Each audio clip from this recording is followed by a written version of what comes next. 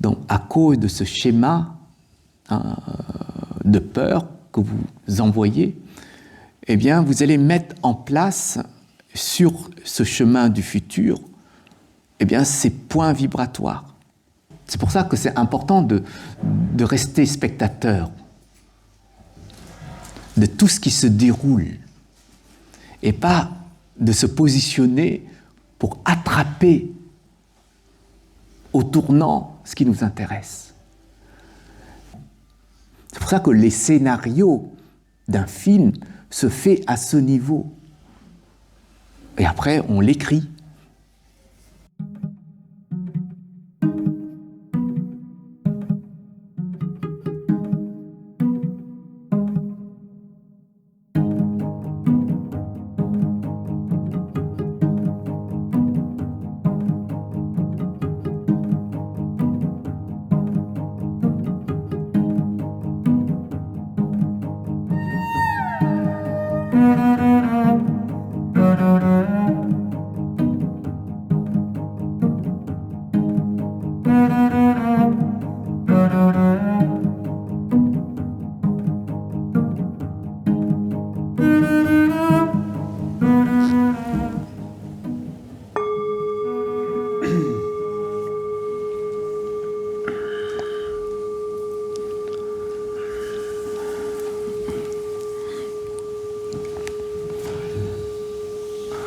Ça va? Personne ne s'est endormi.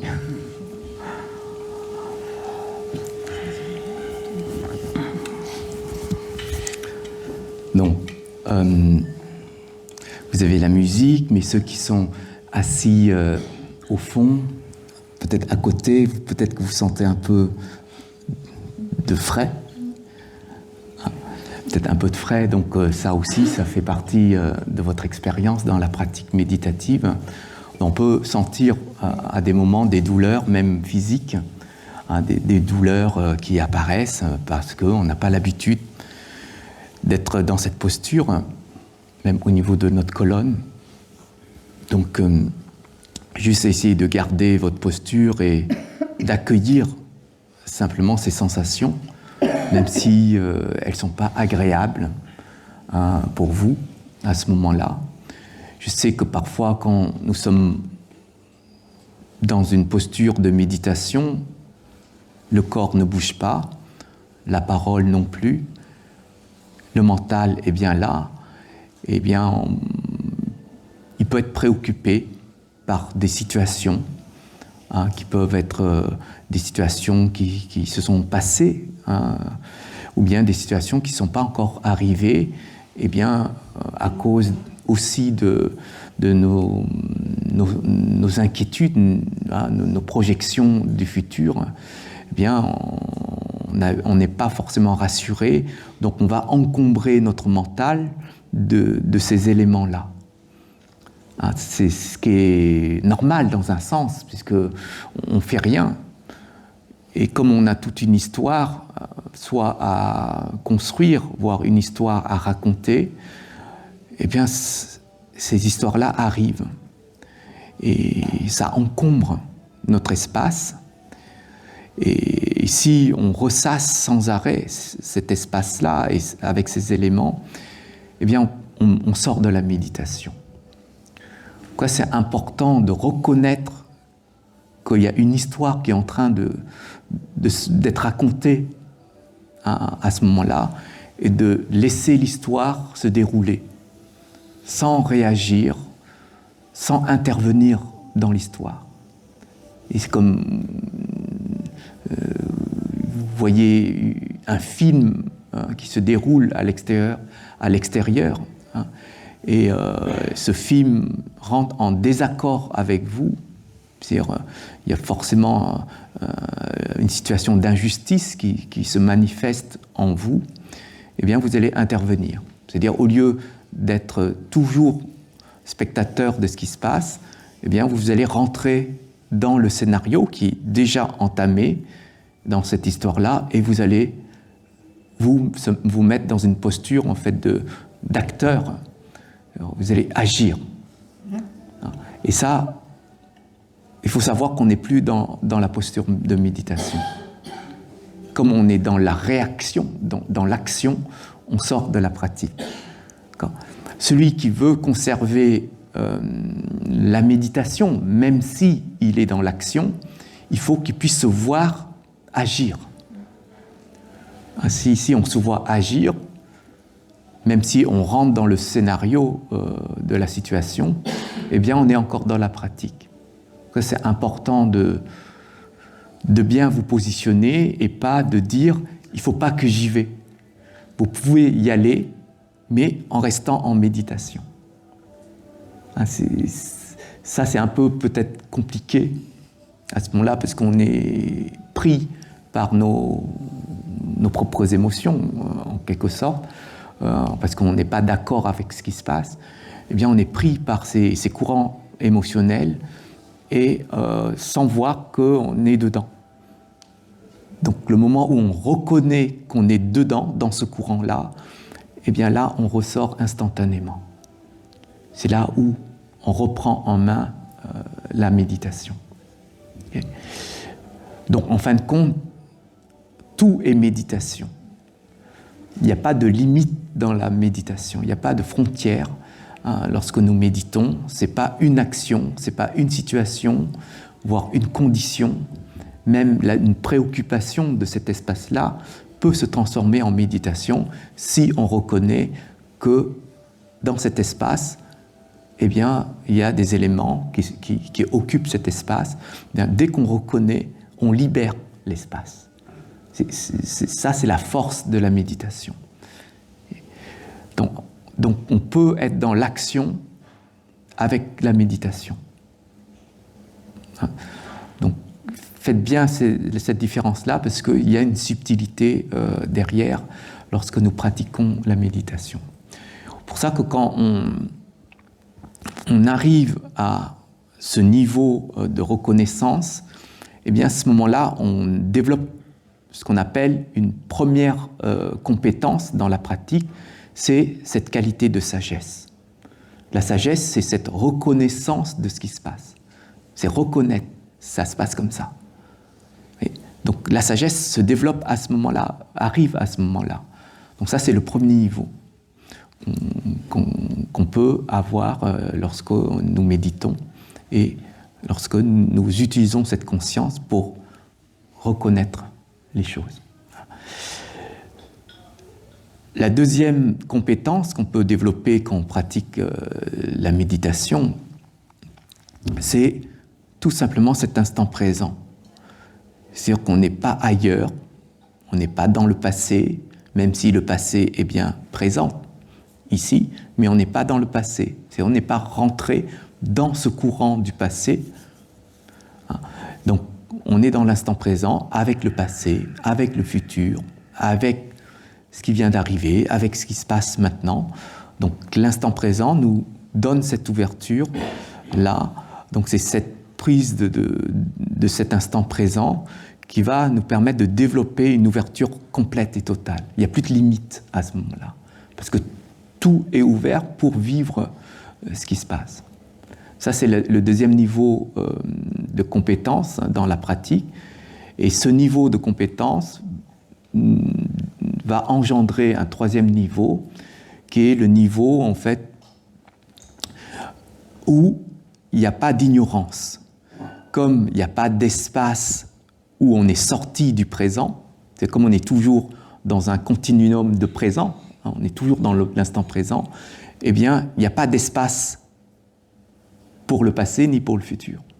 Même si le futur est là, même si le passé se déroule, mais on est dans le présent.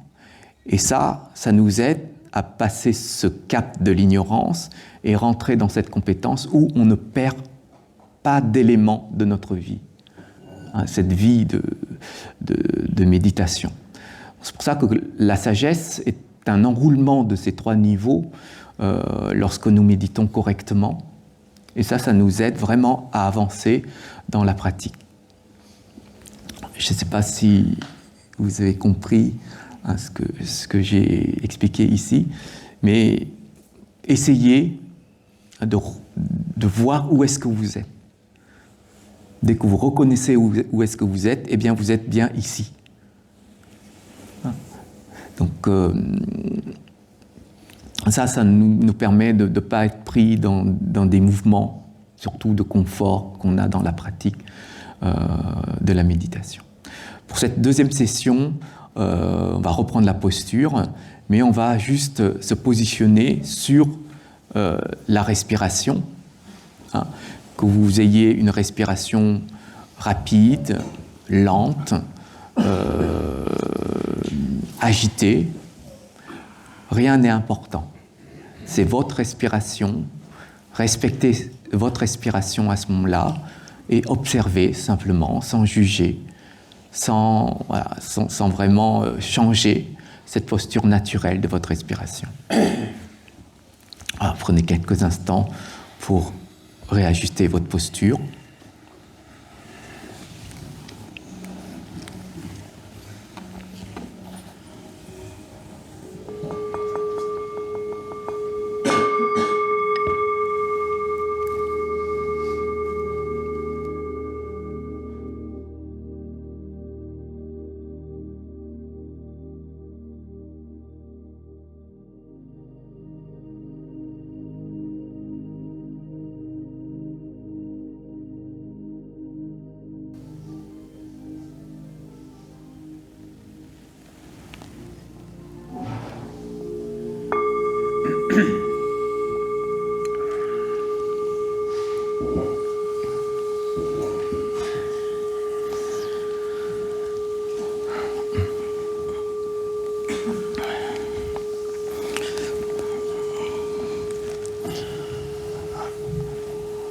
Si vous avez des tensions, des petites douleurs qui apparaissent, vous pouvez bouger, vous masser. L'objectif, c'est pas bloquer les choses, c'est vraiment fluidifier. Donc ça joue beaucoup sur la posture, mais le mental, la posture du mental aussi joue sur nos blocages.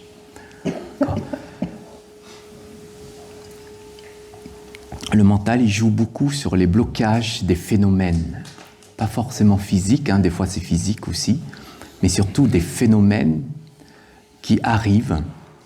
Donc il y a des choses comme ça, des personnes, par exemple, qui arrivent. Si vous êtes dans une colère, il y a un blocage qui déclenche la colère, eh bien la colère va repousser cette personne-là. Donc vous voyez que des fois, sans le savoir, on bloque, on freine des situations juste à cause de notre mental. Je ne parle même pas d'envoyer des pensées, je parle simplement au niveau émotionnel, au niveau énergétique. Donc reconnaître ça, ça peut nous aider vraiment à fluidifier, à enlever ces freins. Donc ça, c'est le premier travail qu'on doit faire chez nous au niveau de ces types de schémas énergétiques. Mais après, ce sont des schémas au niveau du mental, c'est-à-dire les pensées.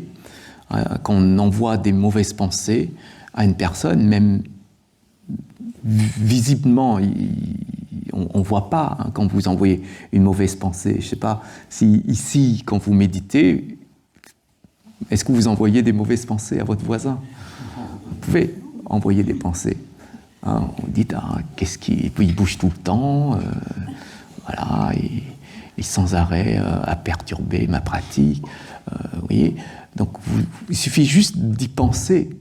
Je ne parle même pas de se lever et de secouer la personne. Juste penser, bien vous êtes en train d'envoyer des vibrations. Et c'est comme la peur.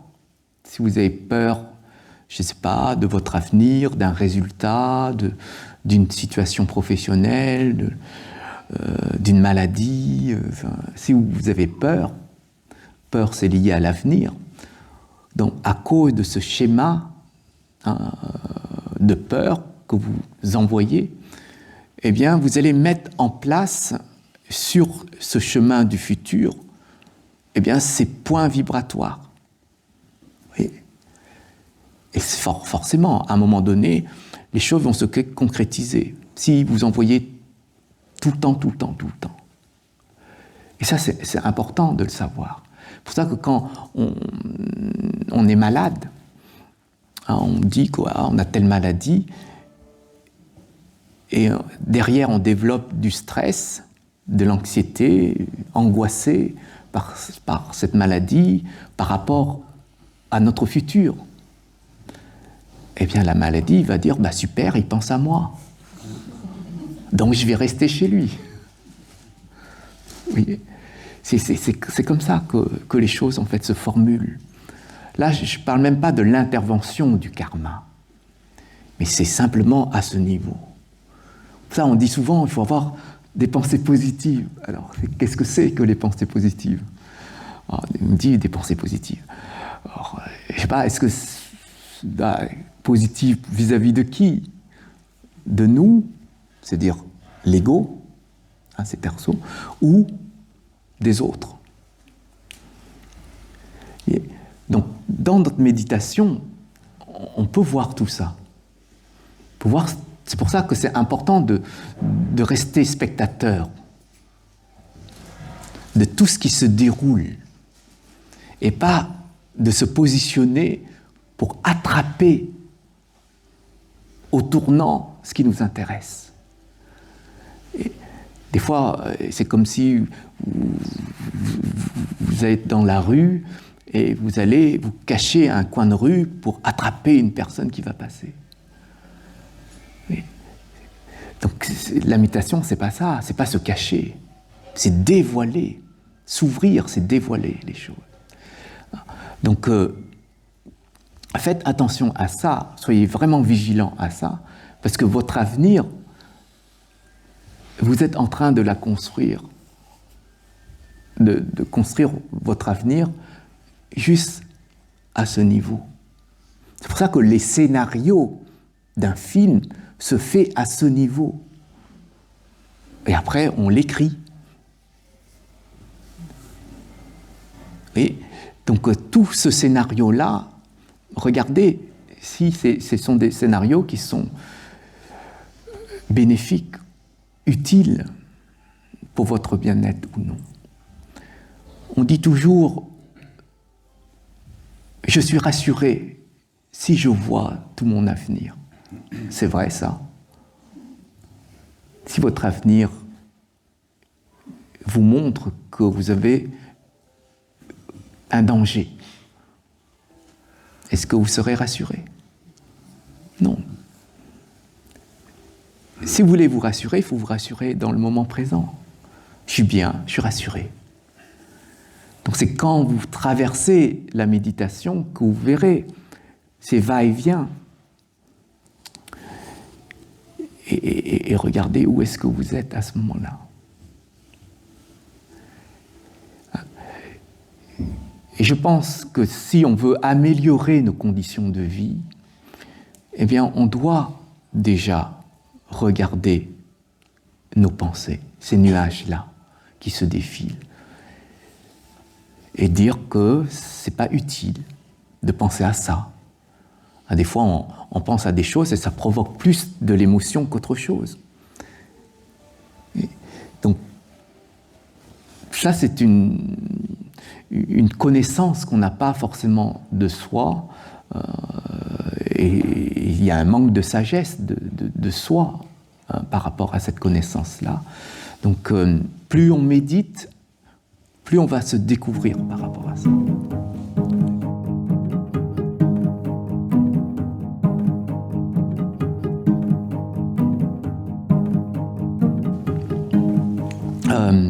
Aujourd'hui, je voulais vous parler d'une voie dans le bouddhisme, qui est la voie du bodhisattva. C'est pas d'habitude un enseignement qu'on donne, moi en particulier, publiquement. Mais je pense que le savoir, c'est déjà après d'y réfléchir.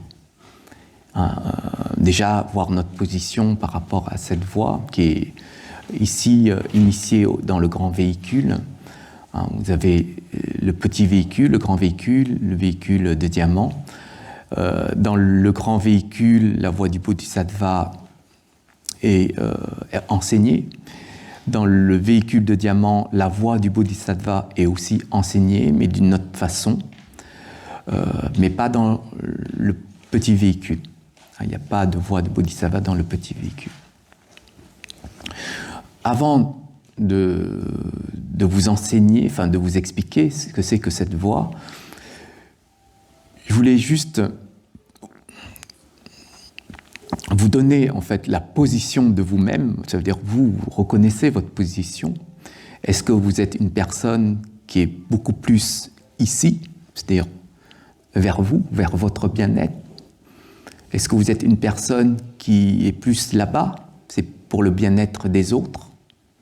Ou est-ce que vous êtes les deux? Dans les deux, est-ce que c'est 100% et 100%, c'est-à-dire 200%? Ou est-ce que c'est 50% et 50%? Ou vous faites votre partie 70 pour vous et 30 pour les autres? D'accord. Donc il faut vous positionner par rapport à ça, parce que la voie du Bodhisattva, c'est une voie qui est, dans un sens, à un certain niveau, à 100% pour les autres. Alors, est-ce qu'il y a un petit peu pour nous? 100% pour les autres, ça veut dire, on ne peut même pas se dire que j'aurai 2%, ça veut dire 102%.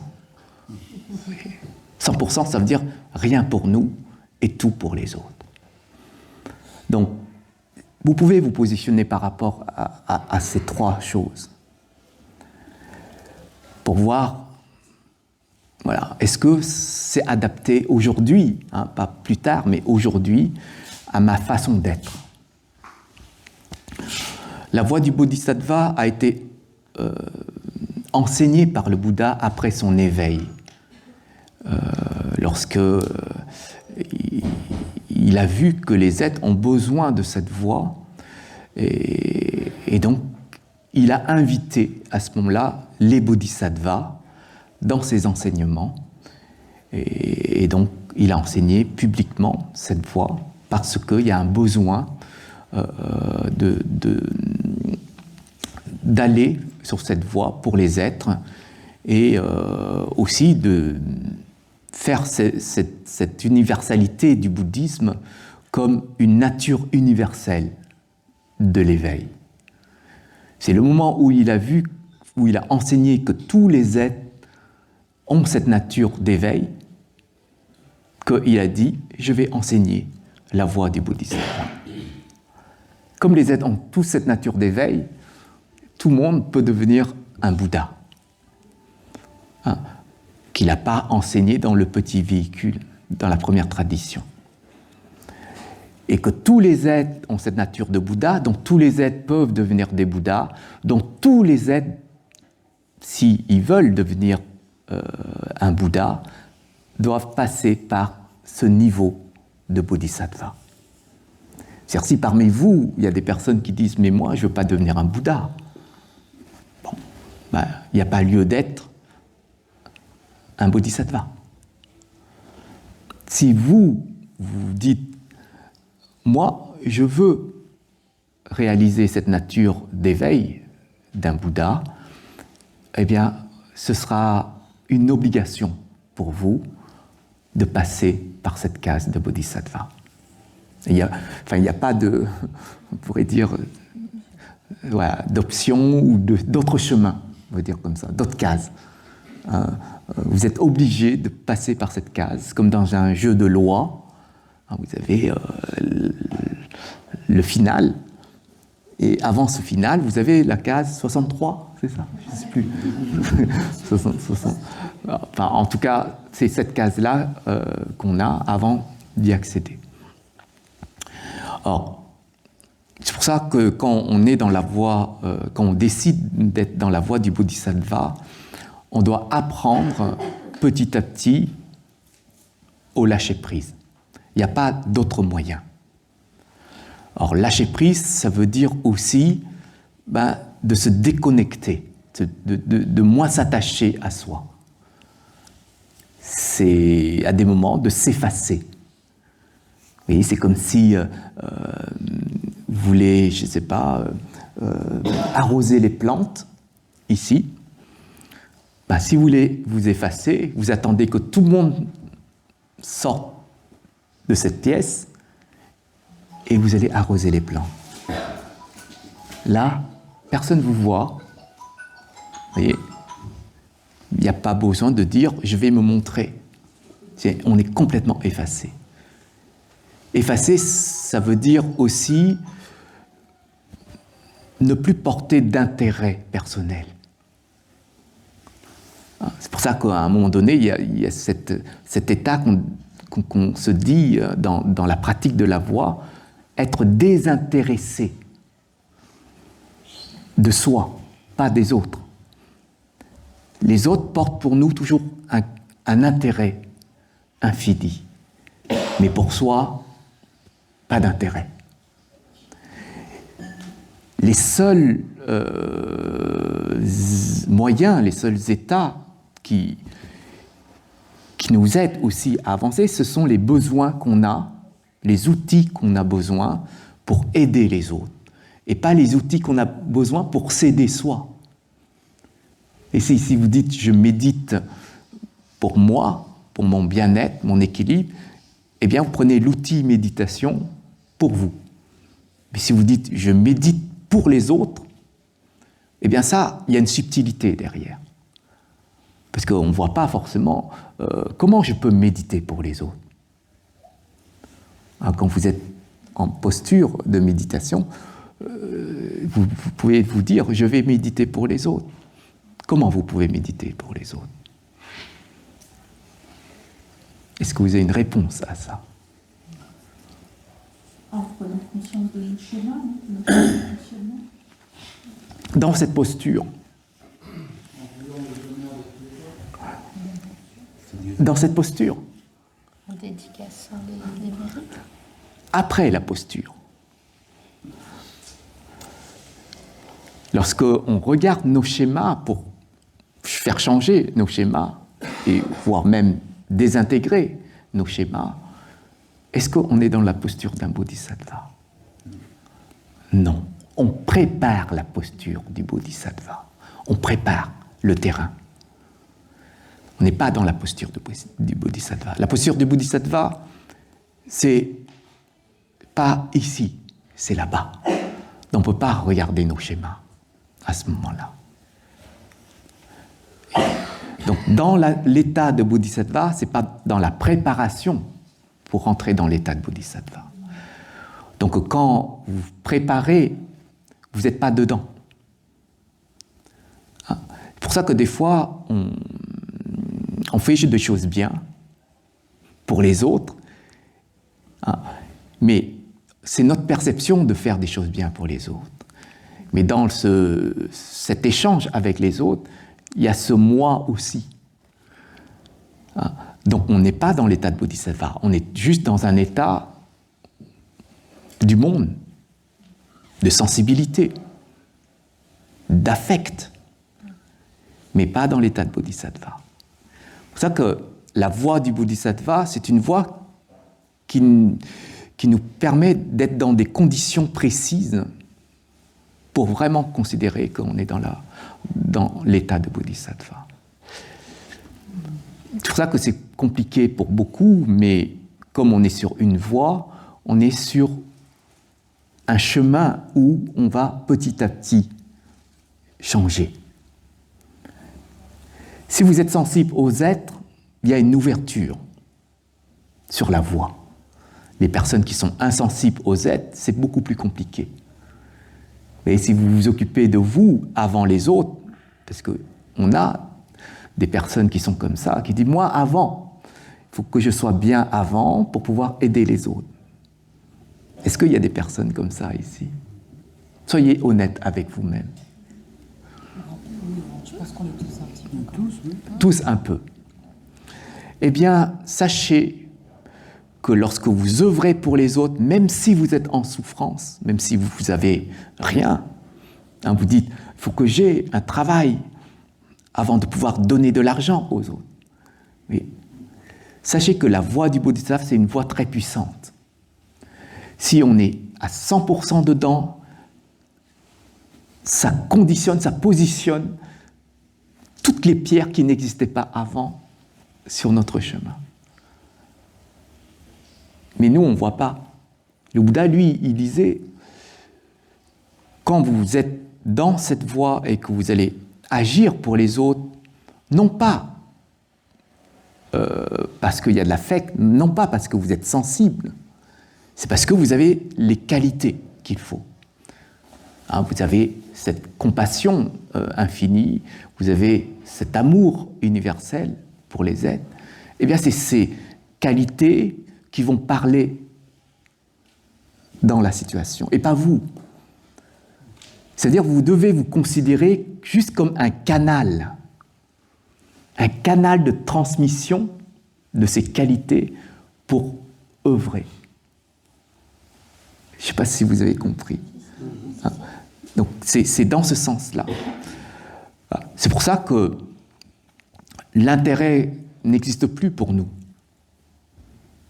Toutes les manifestations, toutes les actions, pour nous, on pourrait se considérer physiquement fatigué. Parce que combien il y a d'êtres ici? Des milliers, des milliards, une infinité d'êtres. Si à chaque fois on vous appelle pour vous dire « aidez-moi, j'ai besoin », je pense que vous n'allez même pas dormir. Si toutes les heures on vous appelle, vous n'allez pas dormir. Si toutes les minutes, toutes les secondes on vous appelle, vous n'allez pas dormir. C'est pour ça qu'avant de considérer cet état, il faut voir déjà si physiquement on arrive à régénérer ce qu'il faut. Parce que la fatigue, elle peut arriver n'importe quand. Hein? Mais est-ce que quand vous êtes fatigué, vous arrivez à tout de suite régénérer ou régénérer? Pas forcément. C'est pour ça qu'il y a un cheminement qu'on doit apprendre pour régénérer. Alors ça, est-ce que c'est possible? Si c'est pas possible, il n'y aurait pas de bodhisattva. C'est parce que c'est possible. Il suffirait déjà, nous, maintenir un équilibre 24 heures sur 24, quelque chose de stable ici. L'énergie sera toujours à l'intérieur de nous, on ne sera jamais fatigué. Si vous gaspillez votre énergie, vous serez beaucoup plus vite fatigué. C'est dans ce sens que le Bouddha, il a mis en place dans ce qu'on appelle les 6 paramitas. Paramitas, ce sont les 6 qualités, les 6 points de conduite intérieurs et extérieurs pour petit à petit aller sur cette voie de bodhisattva. Bon, vous avez déjà entendu parler des 6 paramitas. Le premier, c'est la générosité, l'éthique, la patience, la persévérance, l'effort juste, l'effort, la méditation et la sagesse. Dans ces 6, vous voyez, il y a 3 qui impliquent l'activité. La générosité, la conduite éthique, la patience. Ces 3 forment l'activité du bodhisattva. Et les 3 autres, l'effort, la méditation, la sagesse, forment ce qu'on appelle la connaissance du bodhisattva, la sagesse du bodhisattva. Et donc, si nous pratiquons ces 6 paramitas, on appelle ça les 6 barques, les bateaux qui emmènent les êtres sur l'autre rive, eh bien, on va pouvoir être sur la bonne voie. Donc, on ne peut pas être dans l'activité sans sagesse. Parce que si quelqu'un dit, moi, je veux œuvrer pour les êtres, donc je vais être généreux. Je vais donner de mon temps, de mon énergie, de ma parole, de mon matériel, je vais donner. Mais sans sagesse, c'est limité. C'est-à-dire, vous ne pourrez pas, à un moment donné, amener les êtres sur la voie de l'éveil. Comme c'est limité, vous aurez juste un équilibre au niveau du monde, mais pas un équilibre à l'intérieur. Que ça, c'est important de bien comprendre le processus. Merci, Aude, merci. Merci. Donc les 3 niveaux, générosité, conduite éthique. Alors, conduite éthique, c'est ce qu'on apprend dans le bouddhisme. C'est quoi la conduite éthique? Ce sont les préceptes. Hein? Sans précepte, ça veut dire que vous n'avez pas de discipline intérieure, vous ne pourrez pas être un bodhisattva. Il faut une discipline. Ne pas faire souffrir les êtres, c'est une forme de discipline. Ceux qui naissent avec ce karma de ne pas faire souffrir les êtres, vous avez déjà cette discipline. Mais ceux qui n'ont pas ça, vous devez travailler pour respecter cette discipline en vous. Donc c'est pour ça que les préceptes font partie des 3 niveaux du chemin du bouddhisme. Et la discipline est le premier élément de ces 3 niveaux. Donc on ne peut pas vivre sans discipline. Et c'est le désordre sans discipline. Je parle de votre intérieur, je ne parle pas de l'extérieur. Donc il faut une éthique de vie. Par exemple, respecter les autres. Par exemple, une éthique de vie par rapport aussi à la reconnaissance, la gratitude. Non pas forcément des personnes qui vont vous donner du bien-être. Parce que souvent, quand nous sommes reconnaissants, c'est vis-à-vis des personnes qui nous aident, qui nous fournissent un état de bien-être pour nous, qui nous rassurent. Mais la reconnaissance, elle n'est pas limitée. La reconnaissance, elle est illimitée. Donc, elle touche tous les types d'êtres, tous les êtres. Que ce soit des personnes qui nous font du mal, nous devons être reconnaissants. Et c'est pas dans notre manière de fonctionner, ça. Pourquoi être reconnaissant et développer la gratitude vis-à-vis des personnes qui nous font du mal? C'est parce que, grâce à ces personnes, nous pourrons avancer. Parce que s'il n'y avait pas ces personnes-là, on ne pourrait pas travailler sur nous. On ne pourrait pas savoir qu'on va s'énerver face à ce qui est dit, face à ces personnes. Donc, c'est dans ce sens que la reconnaissance pourra être illimitée.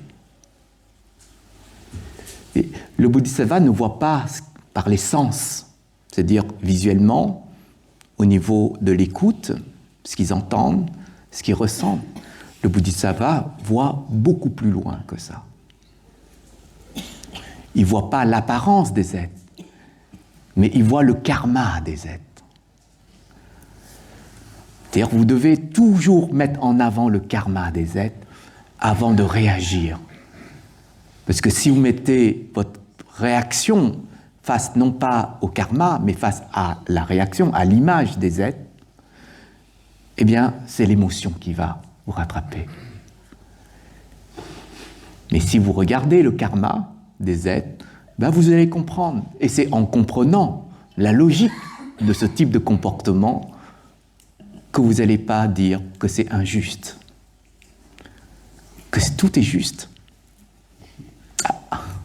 Si vous dites que c'est injuste, c'est qu'il manque un point à découvrir. Si on dit que c'est injuste, c'est nous qui disons, mais ce n'est pas le karma. Le karma, lui, il se situe de manière très logique. Il ne ment pas, il n'interprète pas, il ne réfléchit pas, il ne pense pas. Mais si nous pensons, Si nous interprétons, eh bien, ce n'est pas le karma, c'est nous-mêmes. Donc, ayez toujours cet œil, ce regard, cette perception sur le karma des êtres. Au moins, vous ne serez pas surpris de leur comportement, de leur manière de fonctionner. C'est pour ça que le bodhisattva ne s'énervera jamais devant une situation. Oui. Mais ça veut dire qu'on laisse tout faire? Non, on n'est pas aussi idiot que ça. Non. Le bodhisattva préserve sa sérénité, son calme intérieur. Ça, c'est le premier point. Là, j'ai brillé. Ah. Il préservera toujours ce point-là, parce que c'est sa ligne de conduite. Le calme intérieur, c'est sa ligne de conduite. Mais ça ne veut pas dire qu'il reste à ne rien faire. Il prend cette ligne de conduite pour faire les choses. C'est-à-dire que son état stable ici lui permet de voir clairement les choses. Son état instable lui permet de voir les choses de manière très floue. Même s'il pense qu'il voit clairement. Mais c'est en fin de compte l'émotion qu'il voit à sa place. Donc avant d'agir, le bodhisattva, il sera toujours là pour observer son état. Et c'est à travers cet état, il va se dire, j'y vais ou j'y vais pas. S'il y va et qu'il va faire du mal à la personne, il doit reconnaître qu'il va faire du mal à la personne. Mais s'il y va pour se protéger? Il est déjà protégé de son calme intérieur. Il n'a pas besoin d'autres protections. La meilleure des protections, c'est cette protection intérieure de ce calme. Il n'y a pas d'agitation. C'est une protection, la non-agitation. Il se protège de l'extérieur, mais intérieurement, il est agité. Donc il n'y a pas de protection. La protection, c'est une discipline intérieure qui nous maintient au calme intérieur. Donc, un bodhisattva ne se laisse pas faire. À un moment donné, il va trancher. Mais il tranche avec son calme intérieur et sa sagesse. C'est-à-dire sa perception, sa clarté de perception sur la situation. Et il va agir. Mais il agira toujours avec bienveillance, avec compassion. Les deux lignes de conduite d'un bodhisattva, c'est amour et compassion. Et derrière, la sagesse. C'est les 3 points du bodhisattva. Donc, il va agir dans ce sens-là, même si il sait que ça peut faire du mal à la personne. Mais il sait que ce mal n'est pas un tort, mais un point pour rebondir. Et vous savez que vous allez dire ça, votre enfant va se braquer. Parce qu'il n'aime pas, mais vous le forcez. Vous savez, vous allez faire. C'est en sachant qu'on ne perd pas la connaissance. Mais il va quand même le faire. Vous allez dire à votre enfant ceci, cela, ou punir, etc. Mais vous savez quelles conséquences. Il faut savoir les conséquences derrière, parce que si vous ne connaissez pas la conséquence derrière, eh bien, il y a un point d'ignorance, il y a un point qui sera flou. Et vous pouvez perdre la personne sans le savoir.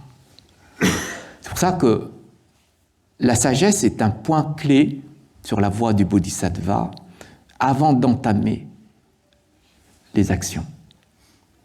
Sans sagesse, vous perdez la connaissance et vous gagnez de l'ignorance. Et donc vous engendrez derrière du karma.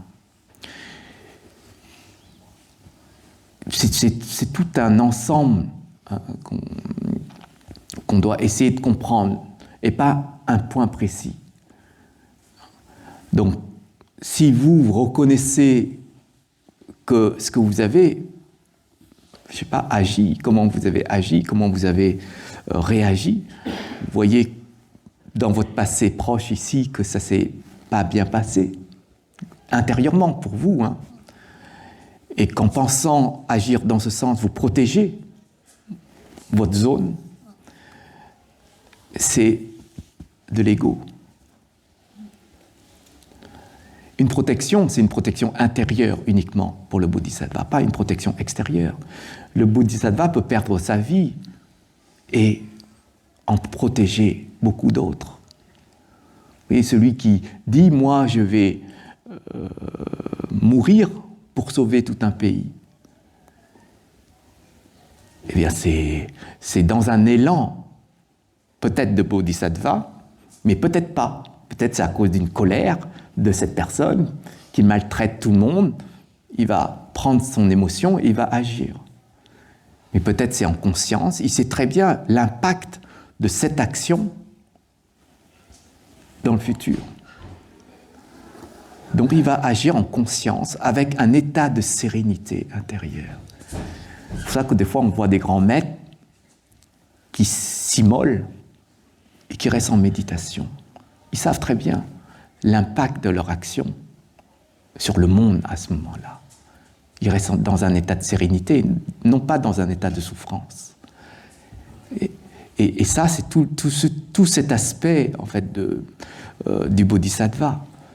Mais pour d'autres, comme ils ont des voiles qui sont là, eh ben, ils ne voient pas ce qui se passe plus loin. Ils voient que cette personne, elle se suicide. Ben, un suicide, c'est lié à une souffrance. Mais la personne, elle ne souffre pas. Donc, ce n'est pas du suicide. C'est juste une action dans cet état altruiste, donc pour les êtres, que cette personne a agi comme ça. C'est pour ça que nos peurs qu'on a dans la société, dans cette vie, on devrait déjà les identifier. Parce que c'est dans les peurs qu'on va agir pour se rassurer. C'est parce qu'on a peur qu'on veut se rassurer. Donc si vous voulez vous rassurer, vous allez agir en conséquence. Et cette action-là, c'est lié tout simplement à la base, à la peur. C'est pour ça que quand on veut entamer cette voie, il faut déjà essayer d'éliminer petit à petit la peur. Le Bouddha n'a pas peur. C'est pour ça qu'il peut donner sa vie, il peut donner son corps, il peut donner son matériel en restant calme et serein. C'est pour ça que l'étape de générosité, c'est une étape qui est quand même importante pour nous, hein, quand on prend cette voie du bodhisattva. C'est un bodhisattva ne peut pas dire « je suis égoïste ». C'est à moi, je donne à personne. Ça, c'est pas possible. Ça, vous ne pourrez pas avancer. Parce que vous allez maintenir un ego et vous allez vous surcharger de karma. Et donc, la génération d'action vis-à-vis de la générosité génère derrière des mérites. Donc, il y a deux formes de mérites. Il y a les mérites, on dira, mondains, liés au monde, et il y a des mérites liés à la pratique. Or, dans le bouddhisme, on a deux termes, mais en français, on n'a pas deux termes. On utilise toujours le même mot, un mérite, mais dans le bouddhisme, il y a deux sens, deux mots qu'on utilise pour différencier les deux niveaux de mérite. Donc, les mérites du monde, je pense qu'on a beaucoup parlé de ce mérite-là. C'est juste des actions vis-à-vis du monde. Tout le monde peut le faire. Vous êtes riche, vous donnez une association, c'est ça, vous générez derrière des mérites du monde. Vous aidez une personne à traverser la route, vous construisez des voitures, des immeubles pour les autres. Ça sont des mérites du monde, sauf qu'à travers les mérites du monde, il y a des subtilités pour arriver au deuxième niveau de mérite. Et les bodhisattvas, eux, ils se connectent à ce deuxième niveau de mérite à travers les mérites du monde. Les mérites du monde, c'est perso. C'est-à-dire quand vous recevez les mérites, ben, c'est pour vous. Mais le deuxième niveau de mérite, quand vous recevez les mérites, c'est pour les êtres. Et c'est très bizarre. C'est comme si on vous donne à manger, et ben vous mangez, vous allez dire c'est pour moi, mais non, je donne aux êtres. Et c'est un autre niveau. C'est pour ça que des fois on voit les vénérables, alors je ne sais pas si vous avez remarqué ça, mais des fois les vénérables reçoivent, je ne sais pas, des choses, des éléments, de la nourriture, etc. Ils prennent, vous pouvez donner, ils prennent, mais pour éviter que vous ne soyez pas content, eh ben, ils attendent un peu. Ah, cette personne est partie, ok. Ils vont prendre, ils vont donner à une autre personne. Parce qu'ils ont cette capacité de transmettre les choses, mais il n'y a pas d'attachement. Il y a vraiment le lâcher-prise qui se font. Mais nous, à notre niveau, lorsqu'on fait et qu'on voit une personne le faire, on donne ça à cette personne et cette personne va donner à une autre personne, on n'est pas très content. Mais dans la voie du Bodhisattva, c'est très naturel, ça. Si on ne garde pas pour nous, si on garde, il y a de l'ego derrière. On garde, on dit, ben, peut-être demain, je pouvais manger. Mais en fin de compte, ça va à la poubelle à un moment donné. Vous voyez ? Donc, il y a quelque chose qui passe par le mental qu'on reçoit. Mais le Bodhisattva, ça ne passe pas par le mental, puisque ça passe directement par le cœur. C'est donné à travers le cœur, et le cœur redonne instantanément. Donc, ça, c'est des postures qu'on apprend petit à petit sur la voie du Bodhisattva. Mais on voit bien que c'est en décalage par rapport à un fonctionnement dans le monde. Le monde ne fonctionne pas comme ça. Et donc, c'est à nous d'expliquer aux autres, pour que les autres ne se mettent pas en colère ou soient tristes, qu'on agisse de sorte, on doit expliquer. Pourquoi ? Parce qu'un bodhisattva génère des mérites, mais pas pour eux, mais pas pour lui. Et quand vous faites des bonnes actions, vous générez des mérites. Pour vous, ben le bodhisattva, lui, c'est pour les êtres. D'où les structures de pratique qu'on met en place à la fin d'un enseignement, d'une pratique, ce sont les dédicaces. On dédicace les mérites de nos pratiques, les mérites qu'on a générés, et qu'on envoie ça aux êtres. Mais ça peut passer aussi par le corps. Quand vous avez, je sais pas, une maladie, un virus, une bactérie en vous, c'est un être. Donc le Bodhisattva ne fait pas la différence entre les êtres restent les êtres, et pas lui c'est un être humain, lui c'est une bactérie, lui c'est un virus, ou lui c'est mon ennemi, lui c'est mon ami. Il ne fait pas de différence. Il va générer spontanément des souhaits pour ces êtres-là. Il n'y a pas de dire c'est mon ennemi, il est en train de ronger mon foie ou mes intestins, etc. Le Bodhisattva, lui, il est prêt tout simplement à œuvrer pour les êtres. Et il ne sélectionne pas les êtres. Et c'est une posture aussi, en quelque sorte, de qualité. Parce que quand on parle de qualité d'un bodhisattva, il n'y a pas de condition. Vous avez ceux qui ont déjà pris les vœux de bodhisattva ici, il n'y a pas de condition. À chaque fois, vous avez une qualité, c'est une qualité qui est illimitée, infinie. Mais toujours suivie de sagesse. Donc, discipline, c'est stopper les mauvaises actions. C'est ça la discipline, c'est ça les préceptes. Qualité, c'est pour agir pour les êtres. Je ne tue pas, je sauve des vies. Je ne vole pas, je donne. Vous voyez, il y a toujours ça, il y a cet intérieur et cet extérieur. C'est pour ça qu'un bodhisattva ne va pas dire « moi je vais méditer dans une grotte toute ma vie ». Il est dans l'action. La compassion est une qualité d'action. Ce n'est pas une qualité passive, mais c'est une qualité active, la compassion.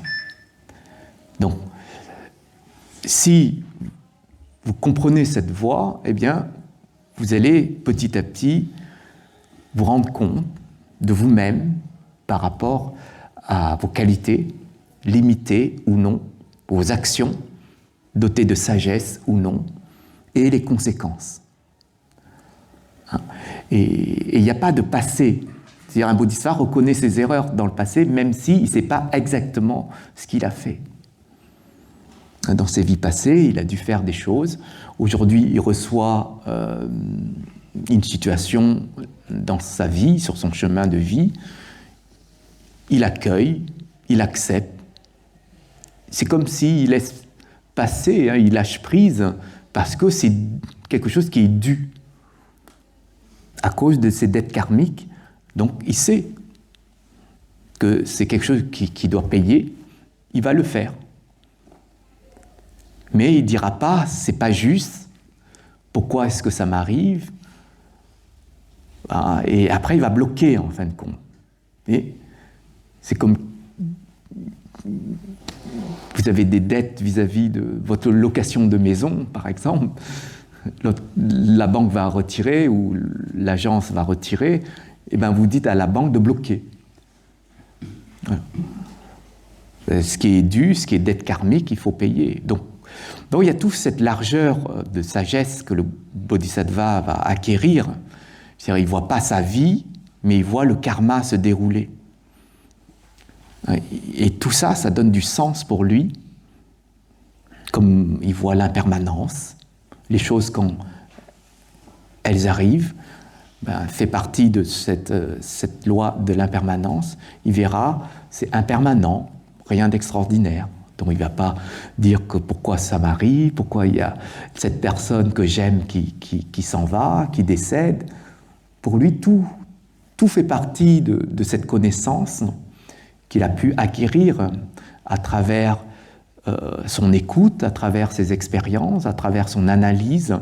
Il va pouvoir, lui, se positionner dans cet état d'ouverture des phénomènes et de considérer que le karma se construit comme ça et il ne génère pas du karma. C'est pour ça qu'il y a toujours ce cycle de mérite qui est renvoyé aux êtres.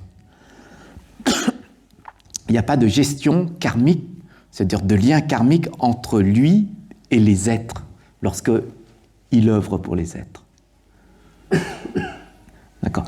Donc ça, c'est peut-être une difficulté pour le bodhisattva d'envoyer. On vous donne une voiture, vous donnez votre voiture. On vous donne un mari, vous donnez votre mari. C'est peut être compliqué.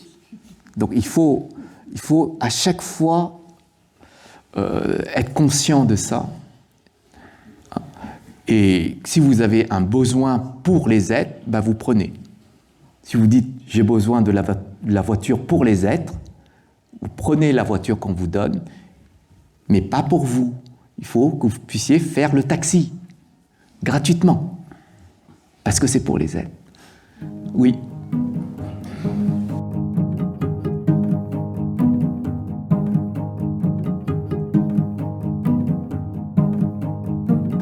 Alors, le terme de sacrifice n'existe pas, déjà.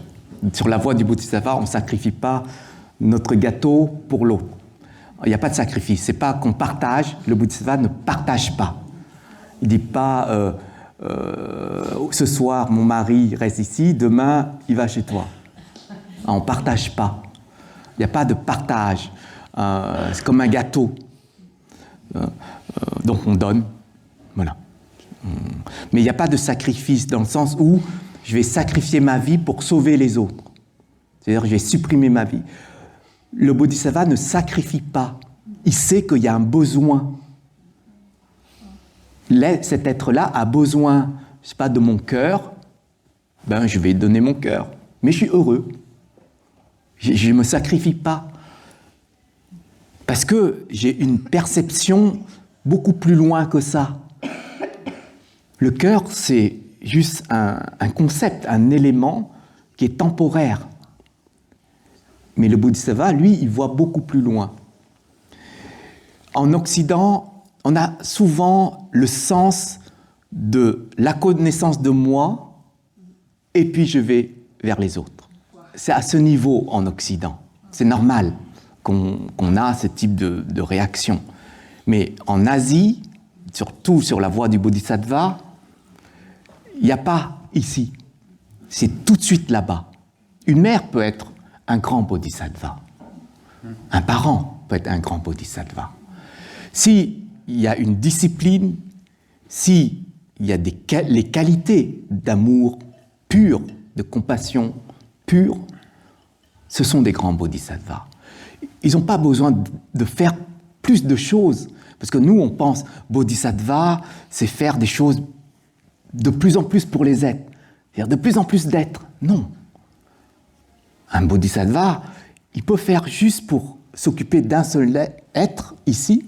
C'est-à-dire, vous avez une personne, je ne sais pas, très malade chez vous, handicapée, etc. Et vous vous occupez d'elle toute votre vie. Sans vous occuper de l'extérieur, de quoi que ce soit. Juste vous occuper d'elle, mais avec honnêteté, avec ses qualités d'amour et de compassion, de bienveillance, de patience et de persévérance et de générosité, sans vous poser une seule question sur cette personne, sans vous dire « je suis fatigué », sans vous dire « c'est toujours la même chose ». Juste vous occuper toujours de cet être-là.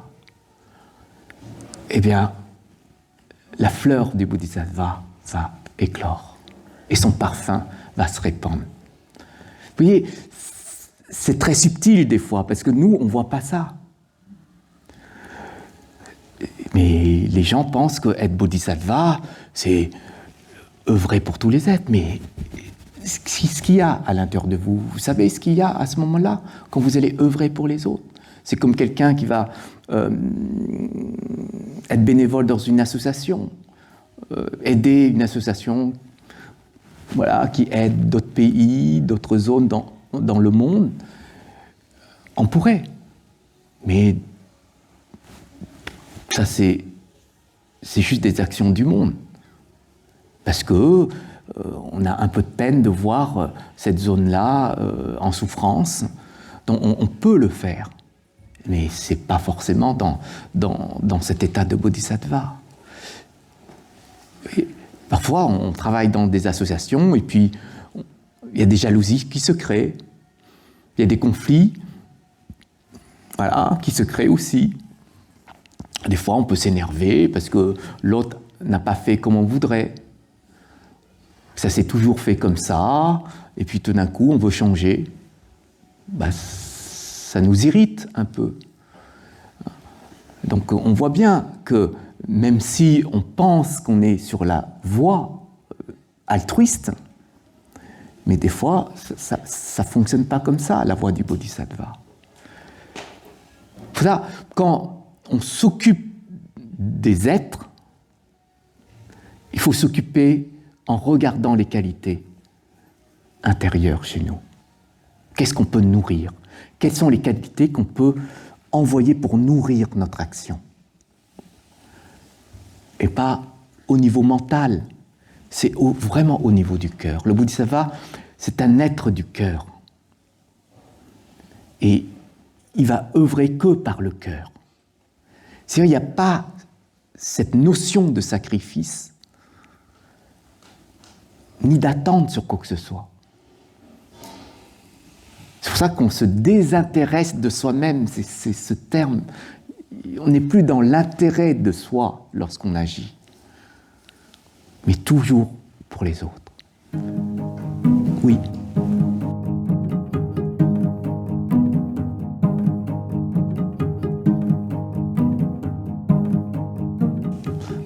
La mort de cette personne, il faudrait voir intérieurement ses intentions, c'est surtout ses motivations, son état d'esprit à ce moment-là. Est-ce qu'il a écrit un livre? Est-ce qu'il a laissé une lettre? Est-ce qu'il a expliqué à d'autres personnes avant d'agir dans ce sens? Il faudrait voir ça. Mais si il décède pour ouvrir les yeux du monde, oui, ça il y a un objectif, il y a une intention de réveiller les consciences. Et quand on réveille les consciences, c'est peut-être aussi pour montrer quelque chose. Alors, je ne peux pas répondre par rapport à l'état de bodhisattva, je ne peux pas répondre. Alors, des fois, c'est sous l'emprise d'une émotion qu'on va agir dans le bon sens aussi. Mais ce n'est pas quelque chose qui est continu, tout le temps en continu comme ça. Un bodhisattva, c'est quelque chose de très stable, tout le temps, tout le temps. C'est pour ça qu'il n'y a pas de pic émotionnel ou d'affect à l'intérieur de lui. Quand il voit, il sait, il fait. Voilà. Et c'est à travers ça qu'il est sans arrêt en activité. Mais ce n'est pas pour un événement ou une situation particulière qui va dire dans ma vie, j'ai fait au moins une chose de bien. Vous voyez, le bodhisattva, lui, il ne voit pas comme ça. Il dit là où il y a besoin, j'y vais. Oui. Mais à quel moment il a sa limite de ne pas se mettre en danger? Il n'y a pas de limite. Il n'y a pas de danger pour lui. Il peut mourir, il n'y a pas de danger. Nous, on verra qu'il y a un danger. Quelqu'un qui travaille, qui œuvre sans arrêt pour les êtres, si c'est une personne proche de vous, vous allez dire, mais il faut que tu arrêtes, tu vas te fatiguer, tu vas détruire ta santé. Ouais. Mais lui, sa santé, c'est la santé psychologique, c'est sa santé mentale, c'est pas physique. Il maintient son physique grâce à ce niveau-là. Donc il n'y a pas de limite parce que intérieurement, il y a toutes les qualités. Et ces qualités n'ont pas de limite. Il se régénère. C'est sans arrêt comme ça. C'est comme quand vous êtes fatigué, vous allez vous allonger, vous reposer. Vous allez vous régénérer, vous manger parce que vous avez dépensé physiquement. Le physique, lui, il récupère la nourriture physique, c'est-à-dire la nourriture du monde. Mais cette nourriture, demandez-vous quel type de nourriture vous donnez à ça. Vous pourrez... J'ai une question. Oui. Quelle est la nourriture du bodhisattva? Cette question, elle est simple, elle part du principe que si on me donne et que je ne m'alimente pas moi-même avant de donner aux autres, donc ça veut dire que moi je ne reçois pas cette énergie, et donc est-ce qu'il a une énergie infinie? Comment s'alimente-t-il lui-même? Intérieurement, comme tout est stable, il y a toujours une bonne nourriture puisqu'il est toujours en bonne santé intérieurement. Quand vous méditez, vous êtes stable, vous êtes avec une bonne nourriture. C'est pour ça que le Bouddha disait la méditation est une bonne nourriture pour l'intérieur. Parce que vous êtes toujours bien avec cette nourriture-là. Donc, sélectionnez les types de nourriture que vous donnez à l'intérieur. Parce qu'il y a des types de nourriture qui vont vous stresser, ou qui vont vous faire peur. Donc, regardez, vous déjà. Mais pour le physique, c'est la nourriture du monde physique. Donc, on ne pourrait pas dire « je vais me nourrir physiquement par le mental ». Donc, vous allez, à ce moment-là, savoir qu'il y a des processus d'action et de réaction liés à la loi de causalité. Vous savez que quand vous allez aider cet être-là, il y a une réaction. Mais vous savez, vous laissez les choses se faire naturellement. Et cette action va vous permettre de vous nourrir. C'est comme si vous donnez sans arrêt aux êtres, eh bien on vient, on vous apporte sur un plateau la nourriture, et vous dites, je sais pourquoi. Vous voyez, vous faites une action et liée à un processus karmique, enfin de causalité, eh bien votre corps va se nourrir très naturellement. Il n'y a pas besoin d'aller chercher de la nourriture. Donc il a un minimum alimentaire. Lié au physique, parce qu'il a décidé de renaître physiquement. S'il renaissait dans des mondes où il n'y a pas de physique, il n'a pas besoin de nourriture physique. il sera toujours énergétique, dans un état toujours de méditation, stable. Donc c'est une bonne nourriture, donc il aura toujours cette nourriture naturelle. La méditation est une nourriture qui est naturelle, ce n'est pas une nourriture qui est construite.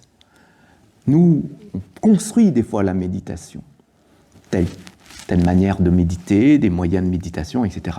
Mais la méditation naturelle, enseignée par le Bouddha, elle est toujours là, c'est une nature. Donc on n'a pas besoin de se nourrir, en quelque sorte. On a besoin de retrouver cette nature de nourriture. Voilà, le Bodhisattva, lui, il sait tout ça. Donc, pour œuvrer physiquement pour les êtres, il va savoir qu'il a besoin de nourriture physique. Mais dans cette nourriture physique, il doit aussi avoir la connaissance du juste milieu de cette nourriture physique. C'est-à-dire ne pas trop manger, ne pas assez manger. Il va savoir quel type de nourriture maintient son corps en bonne santé. Par exemple, il va dire, je vais faire un peu d'effort physique, par exemple, pour maintenir, faire un peu de marche, prendre des nourritures qui ne sont pas toxiques. Hein, si un bodhisattva dit « ma nourriture, c'est la cigarette », on se pose des questions. Ou l'alcool, ou des drogues, etc. Donc lui, il a cette conscience, ce niveau de conscience, pour ça que dans un des préceptes, dans les vœux des 5 préceptes, après la prise de refuge, il y a ce précepte sur la nourriture, sur la consommation. Et dans cette consommation, il faut identifier quelles sont les consommations qui maintiennent le bodhisattva, qui maintient nous à un état en fait de santé. Hein, parce que si vous prenez des substances, des produits qui perturbent votre mental, hein, quand vous vous droguez par exemple, eh bien, à un moment donné, la conscience, elle va changer d'image. Donc vous ne saurez pas ce que vous allez faire, il y a un voile qui va se mettre en place, et donc vous allez agir pas correctement.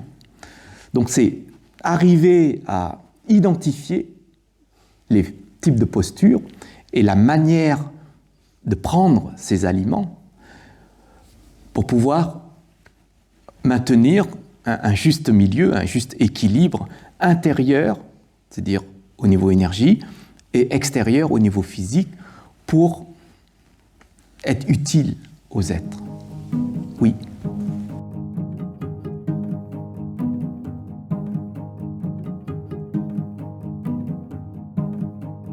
Je vais répondre sur 2 niveaux.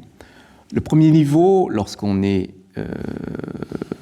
sur la voie, sur le chemin, ça veut dire une progression de la voie, on n'a pas encore ce qu'il faut au niveau de la vraie posture en fait du bodhisattva. Donc on est dans l'entraînement, on s'entraîne. Et dans cet entraînement, il y a des conditions qui vont se mettre en place chez nous, et ces conditions sont des points d'ouverture. Et ces points d'ouverture permettent de laisser passer des choses.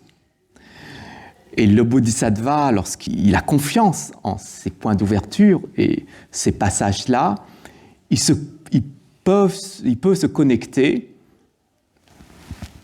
à d'autres êtres et à demander, parce que comme il a besoin d'enseigner ou de faire quelque chose à ce moment-là, mais il n'a pas les capacités. Donc il va demander aux autres, voilà, de lui prendre comme canal et comme une transmission par ce canal, eh bien, il va parler, entre guillemets, à la place ou agir à la place des autres, des autres êtres, et ce sera utile à ce moment-là. Donc ça, c'est parce qu'il n'a pas encore tout ce qu'il faut hein, sur sa voie. L'autre, quand je parlais de canal ici, c'est pas ce canal-là, mais c'est simplement le passage de qualité. Et le passage de qualité, c'est sa nature à lui. Donc les qualités vont passer, vont agir, et lui, il est plus là. Même si c'est lui qui fait, entre guillemets, lui, mais il est plus là. Il ne se voit même pas le faire, puisque c'est juste les qualités qui vont agir à sa place, et le Bodhisattva, lui, il laisse les choses se faire comme ça. Est-ce qu'on peut dire que c'est un médium? Ah non, non, non. Alors, non, il n'est pas là.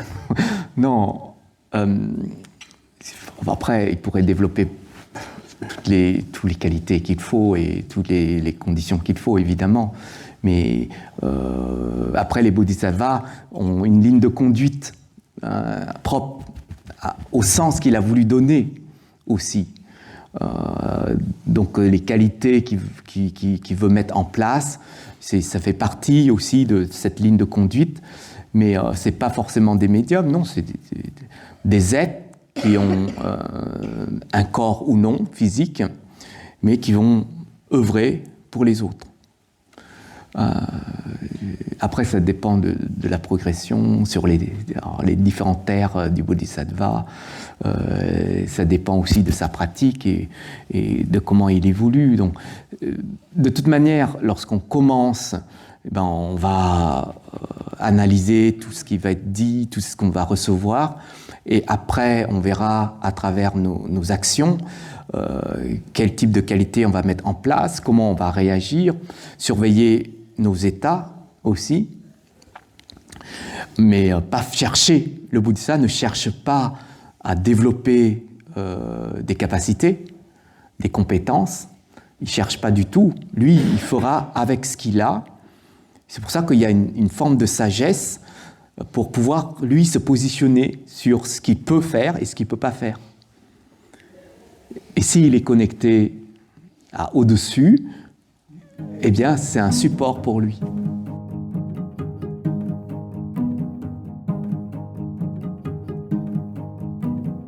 Il sera toujours un modèle pour les autres, déjà. Les qualités qu'il va donner, ça dépend des êtres. Ça dépend des êtres.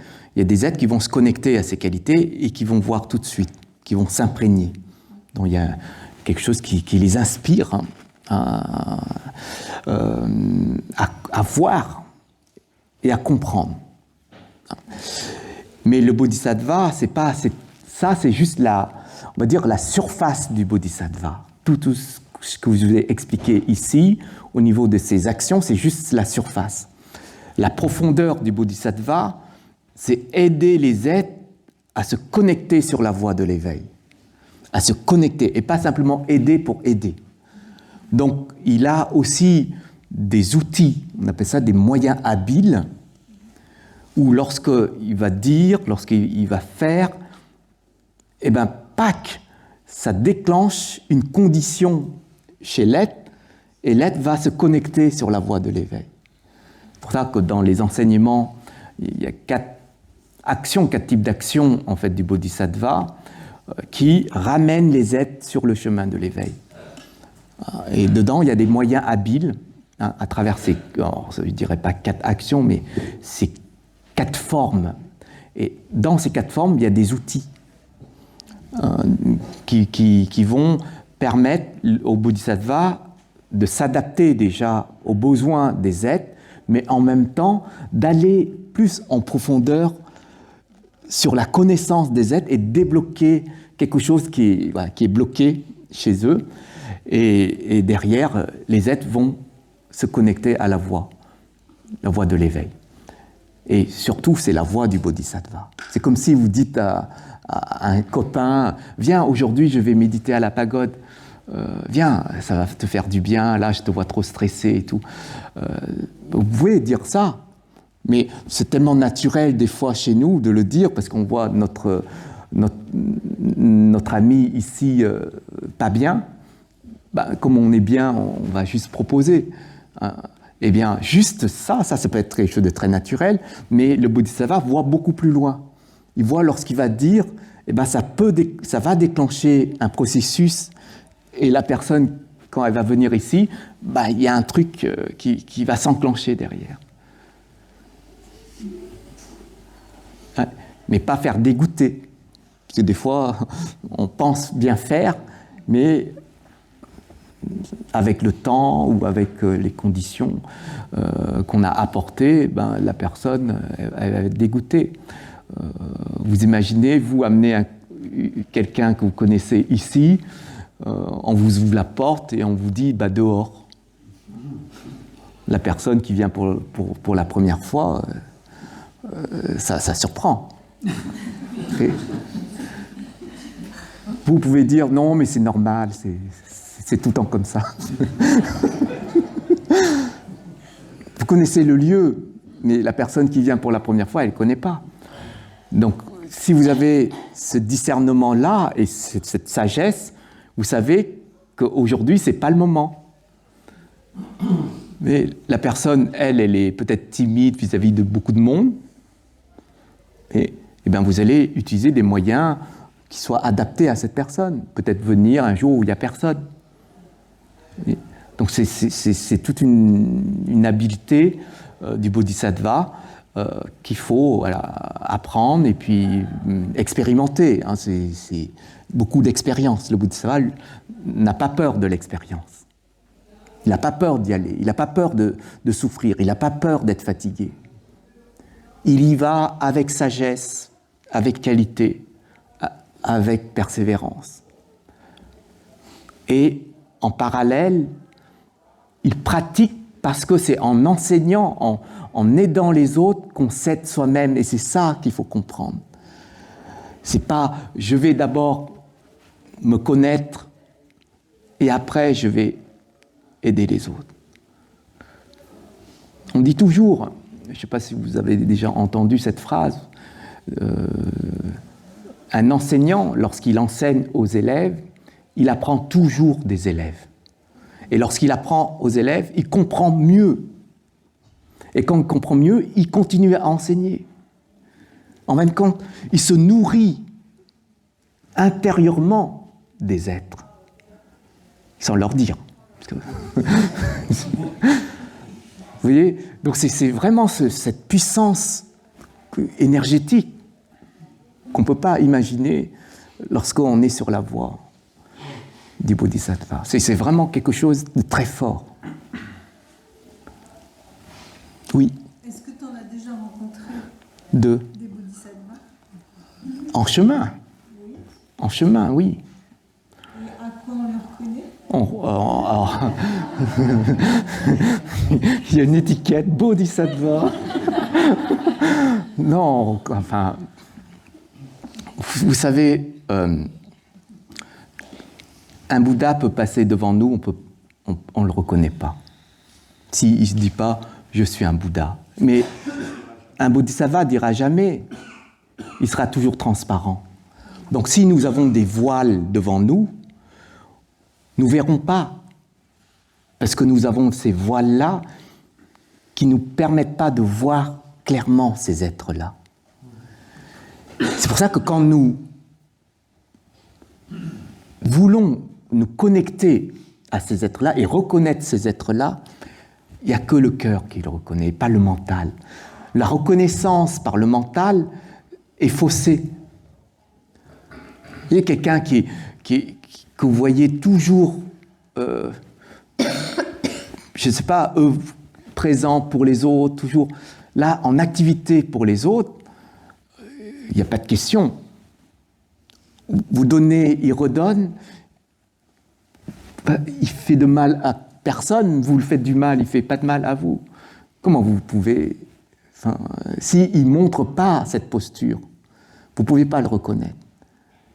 Il faut qu'il puisse vous montrer sa posture, mais quand il monte de manière très subtile, vous ne pouvez pas le voir. C'est comme s'il est en train de faire du bien à des personnes, vous êtes ici, vous ne le voyez pas. Vous voyez ? Donc il y a une connexion à ces êtres, et vous pouvez ressentir, même s'ils sont loin, à travers simplement l'énergie qui l'émane, qui rayonne, simplement. Donc c'est comme ça. Donc on ne reconnaît pas forcément.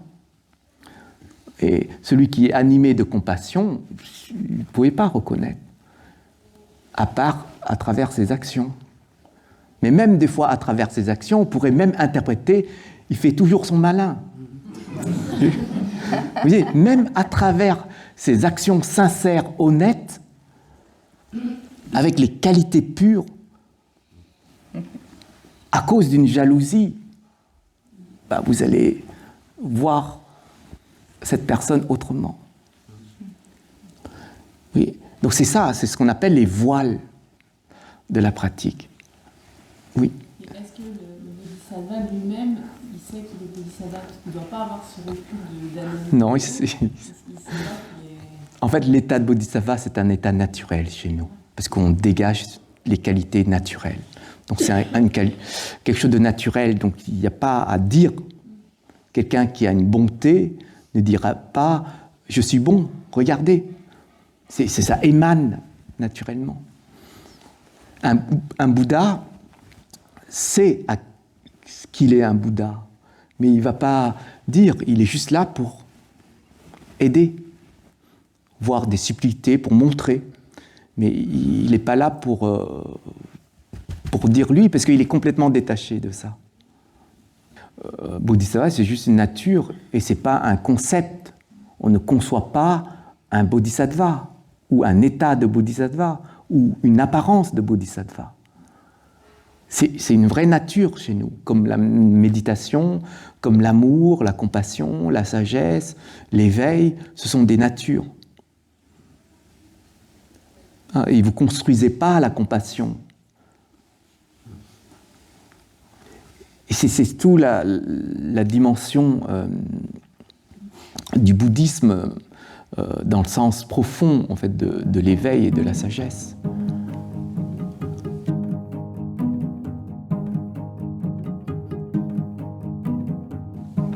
On pourrait dire que c'est un engagement en quelque sorte au début. Un engagement, c'est juste prendre la clé et démarrer la voiture.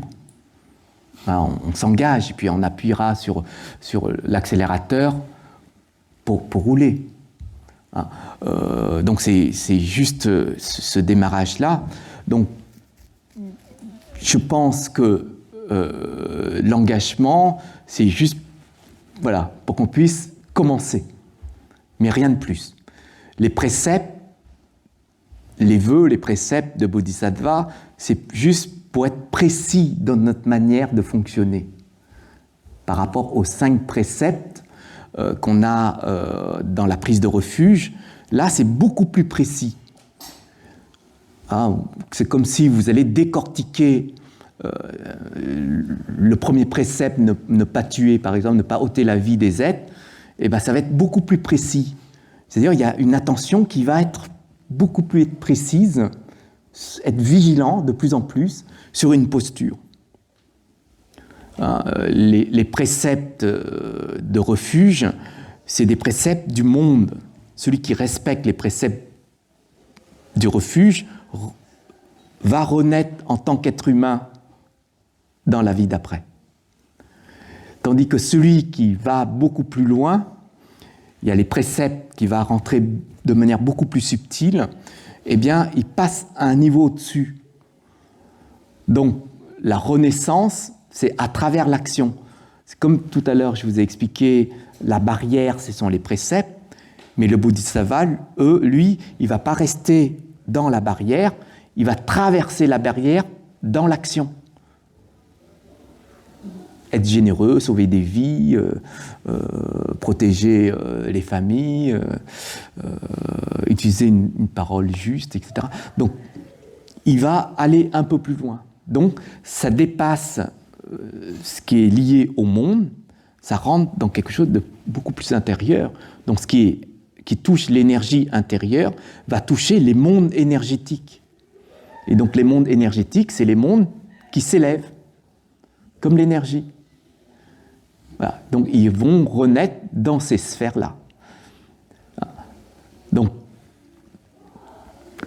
l'engagement, c'est parce qu'on l'utilise, on le dit, mais le sens qu'on donne lorsqu'on prend les vœux, c'est pas qu'on est supérieur à ceux qui n'ont pas pris, parce que des fois, il y en a qui prennent parce qu'ils se disent bon, maintenant j'ai la tunique, j'ai la protection, regardez-moi, je suis toujours devant vous.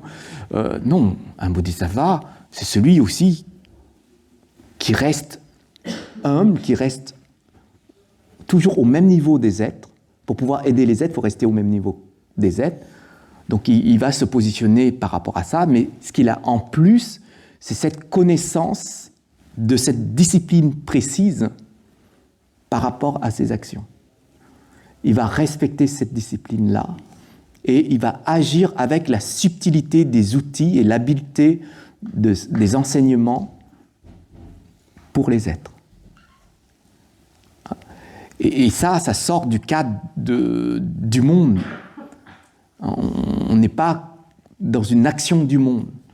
On est dans le monde, dans l'action du monde, mais cette action est nourrie par les qualités qui sont pures, naturelles, du bodhisattva. C'est une belle voie. C'est vraiment une belle voie. Parce qu'au moins, nous pouvons être utiles pour les autres. Et utiles sans générer du karma. Le monde aujourd'hui a besoin de ces êtres-là.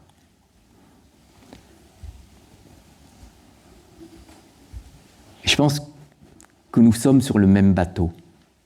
Et si on ne prend pas conscience de ça,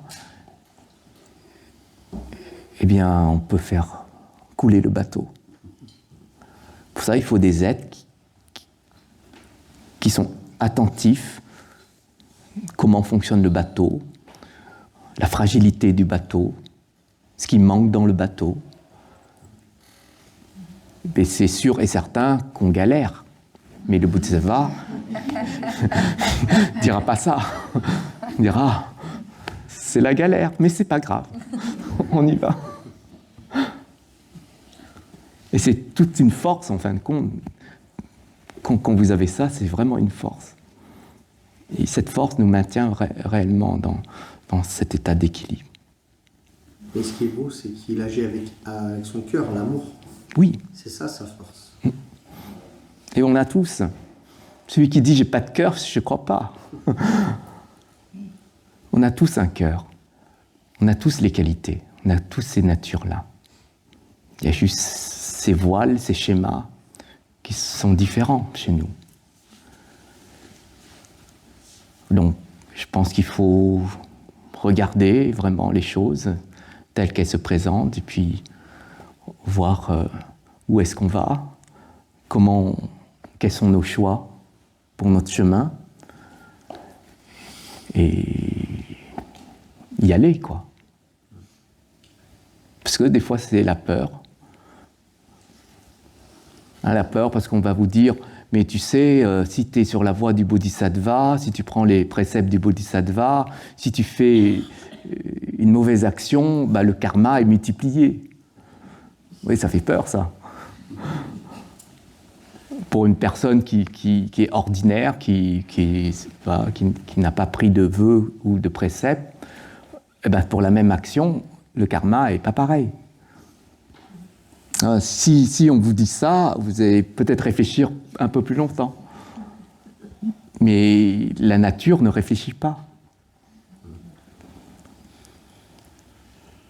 Je pense qu'on fera toujours des erreurs, mais c'est pas grave, parce que le Bodhisattva dira j'accepte mon karma, qu'il soit lourd ou pas. Parce qu'il va traverser tout ça, il va lâcher prise. Donc il n'y a pas de peur. Il sait qu'il a fait des bêtises, il va se corriger. Et ça, c'est toute cette force, cette persévérance, cette confiance, entre guillemets, de cette nature qu'il a.